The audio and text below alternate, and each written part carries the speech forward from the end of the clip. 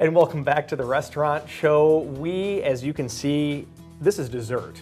And what a time to have dessert. We have cookies, we have tiramisu, and we have Michelle Clasen from Clasens European Bakery. How are you, Michelle? I'm great. How are you? Thank you for having me over. You bet, you bet. Well, this is your first time on the restaurant yes, show. Yes, it is. Yeah, well, very excited. We're so glad to have you on, and obviously we're even more happy when you bring food with you. So that's right. So before we get into the good stuff here, let's talk a little bit about Clasens Bakery. How'd you guys get started? Clasen Bakery was started in 1956 by my father and my uncle, who came over from Germany on a boat, landed in New York, and took a train. The Red Cross met him in New York City, took him to Grand Central Station, took a train to Chicago, and then they went on to Madison and just started working as bakers. And the rest is history. Okay, yeah. All right. So this is second generation now, and then this is second generation. And you have some kids that are of your own that are kind of helping out as well. Yes. Yes, I have 3 kids. One trains horses, and one of them graduated from Baking and Pastry School, Culinary Institute of America, great school. Yeah. And my son is going to be attending starting in March at the Culinary Institute. Wow, so, wow. Yeah. That's awesome. So, it just runs in your blood, it sounds like. It does, it's in our blood. Okay, well, very cool. So I'm curious to know, and I think some of our viewers might be as well, the official name for your bakery is Clasen European Bakery. So what makes it European specifically? What makes it European is, number one, the ingredients you use. Almond paste, fresh butter, different types of flour, dark rise, light rise, medium rise, whole grain flour, a lot of seeds, fresh eggs, and then you take those ingredients and you convert them into, well, you actually make something. You don't use mixes for the product, which a lot of places do use mixes. Sure. And you make crusty breads and good creamy cakes and torts and fresh cookies, and it's the ingredients as well as the end result. So fresh yes. is kind of what I'm hearing here. Yes. So, well, fantastic. So let's jump into it here. What do we have? You brought some cookies and you brought some tiramisu. Let's start with the cookies. So what do we have here? These are our Homestyle Cookies, and right now we have a special going on. It goes on all month, and it's 2-for-1 Homestyle Cookies.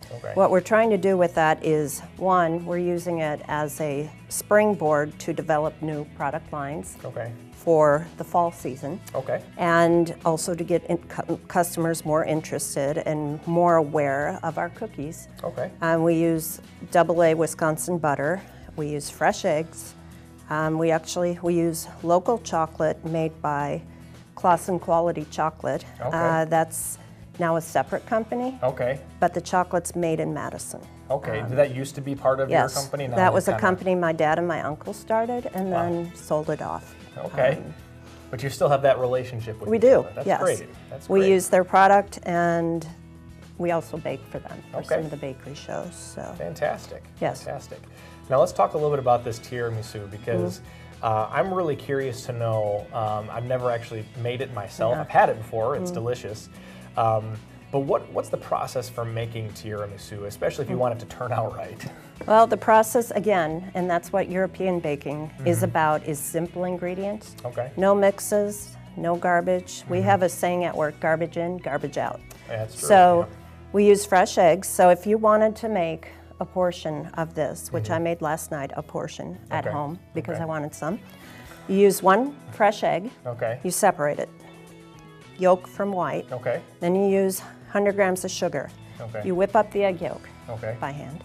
Then you whip up the egg white by hand. Then you put in 100 grams of mascarpone cheese. And you gently mix that. It gets fluffy. Then you take lady fingers, or in this case, you can take yellow cake, like a Genoa cake, or just yellow cake, any kind you want. And you brush it with just a dark brewed cold coffee. Wow, you just brush it. Just like you brew a pot of coffee and then you let it get cold. Let it get cold. Okay. Wow. And then, like with the lady fingers, what I did last night is I dipped them both sides in, and then I took a little bowl and you line the bowl with it, put on a nice spoon of the cream, And then another layer of lady fingers, coffee. Sure. Another layer of cream. And if you have a tall glass or a tall bowl, you just keep layering it. Wow, okay. If you don't, you're done. So you just put it right in the glass or the bowl? Oh, yeah. Okay. I put mine in a wine glass last night. Wow. So it looked cool. So you just have the layers which you've built. Tiramisu for one. That's Speaking what it of was. One, yeah. This one wants to try some of your tiramisu. Could you do us the honors? Yes, I can. And cut a slice, and we can see what it looks like on the I inside. have to move the Is that edible? It is. It's chocolate. Wow. Okay. That is cool. All right, so we're cutting into the tiramisu here. Now you had some training, like you. I did. You actually are trained in the German tradition of Yes. baking. So how long did that take? I mean, were you in Germany for a number of years, a number of months, or how does that all work? I went to pastry school in Cologne, Germany. Wow. For. Okay, this is the tricky part. Not making it, serving it. Look at that. There we go. All right. For 4 years. Wow. All right. And I learned it was on the job training. Yeah. And that's legit, though. I mean, it is legit. Yeah, on the job training with once a week we went to school. So school we learned business, numbers, politics, and I'm gonna take a taste of this. Oh, I love the coffee in there. That is really that good. one probably has a little bit of brandy in it too. The one at home I didn't use brandy. I'll have another piece then. But here? I had a glass of wine with it, and it was delicious. You don't know if the brandy or the wine ended up in there, in other words? No, I'm just kidding. No, oh, I didn't know. I did not. I didn't have brandy at home. Okay, got it. I did have wine, though. Well, Michelle, thank you for bringing in all this good stuff. I'm going to try a cookie next. Unfortunately, we're out of time already. Can you realize that? Wow.